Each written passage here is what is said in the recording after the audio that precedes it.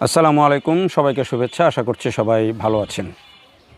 গ্রামে এসেছি একটু বিশুদ্ধ বাতাস খেতে, অক্সিজেন নিতে। তো সেই বিশুদ্ধ বাতাস এবং অক্সিজেন নিতে এসে সত্যি এখন বাধ্য হয়েই আবার ছাদে উঠে সেই বিশুদ্ধ অক্সিজেন নিতে হচ্ছে, কারণ বিদ্যুৎ নাই। সকাল থেকেই দেখলাম যে 1 ঘন্টা থাকলে 1 ঘন্টা থাকে না, এইভাবে চলতেছে। প্রায় এই অবস্থায় আর কি, প্রায় 1 ঘন্টা থাকলে 1 ঘন্টা থাকে না, এরকমভাবে যাচ্ছে। হয়তো কিছু সময় বেশি থাকে, আবার ওই নিয়ম করে লোডশেডিংটা হচ্ছে। এটা অস্বাভাবিক না। এখন গরম যত বাড়বে, সময়ের সাথে সাথে লোডশেডিং বাড়বে, যেহেতু নানা রকমের সংকট, সেটি জ্বালানি তেলের জ্বালানির কারণে অনেক বিদ্যুৎ কেন্দ্রে উৎপাদন ব্যাহত হচ্ছে। আবার গরম যত বাড়ছে, লোডশেডিং মানে বিদ্যুতের চাহিদা তত বাড়ছে। ফলে এখন এই লোডশেডিংটা কিছুটা হবে, এটি মেনে নিচ্ছি, কিন্তু সেটার আবার কোন লেভেলে হবে সেটিও কিন্তু একটা বিষয়। যদি 24 ঘন্টার মধ্যে 10-12 ঘন্টা যদি লোডশেডিং হয়, সেটা অস্বাভাবিক। অনেক এলাকায়, অনেক জায়গাতেই খবর পাচ্ছি যে 4-5 ঘন্টা পর্যন্ত হচ্ছে। এখন এটি যদি 10-12 ঘন্টা উঠে যায় বা আরও বেশি উঠে যায়, তাহলে কিন্তু একটু অসহনীয় হয়ে যায়। যদিও গরমের তীব্রতা এখন পর্যন্ত গ্রামে যেটি দেখলাম যে একেবারে তীব্র গরম যেটিকে বলে, সেই ধরনের গরম নাই। আবহাওয়াটা ভালোই লাগছে। অন্তত আমি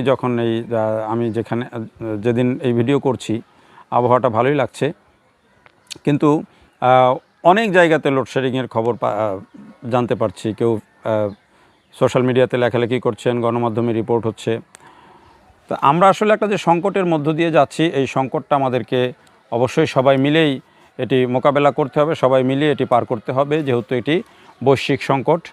জ্বালানি তেলের অভাবে অনেক জায়গায় বিদ্যুৎ কেন্দ্র চলতে পারছে না, আবার জ্বালানির অভাবে বিদ্যুৎ নির্ভর অনেক কিছুই হচ্ছে না। তো সেই জায়গাতে এটি ম্যানেজ করাটা, যেমন সরকারের তো দায়িত্ব আছেই, তারপরে মানুষেরও কিছু দায়িত্ব আছে যে অকারণে কিছুটা বিদ্যুৎ সাশ্রয় করতে হবে, কিছুটা জ্বালানি সাশ্রয় করতে হবে। যেভাবে করা যায় সেভাবেই করা উচিত। এটি আমাদের নাগরিক দায়িত্ব, এটি আমাদের দেশপ্রেমেরও একটা প্রকাশ যে আমরা যেই লেভেলে যতটুকু পারি বিদ্যুৎ সাশ্রয় করি, জ্বালানি সাশ্রয় করি।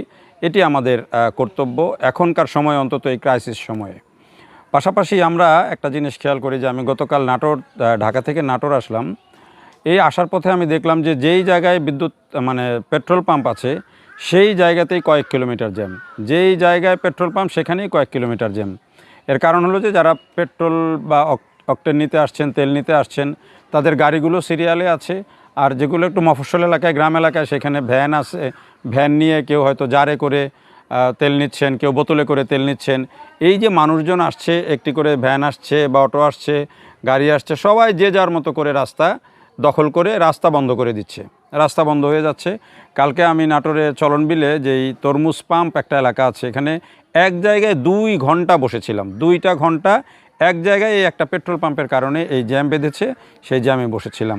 তো এটি ম্যানেজ করা, কিন্তু যদি প্রশাসন একটু তৎপর থাকে, এটি ম্যানেজ করার ব্যবস্থা করা উচিত। কারণ এই সংকটটা তো অনেক দিন হয়ে গেল, 1 মাসেরও বেশি হয়ে গেছে আমাদের এই পরিস্থিতি চলছে। তাহলে এই পেট্রোল পাম্পে যেহেতু এটা লাগাতার সমস্যা হচ্ছে, তাহলে এই এলাকাগুলোতে কীভাবে একটা রাস্তা সচল রাখা যায়, সেই দায়িত্বটা প্রশাসনকে অবশ্যই নিতে হবে।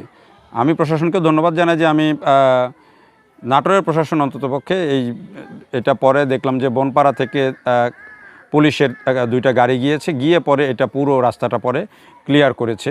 তাদেরকে ধন্যবাদ জানাচ্ছি। তো এই যে পরিস্থিতি, এটি কিন্তু অধিকাংশ সড়কে মহাসড়কেই কিন্তু আছে।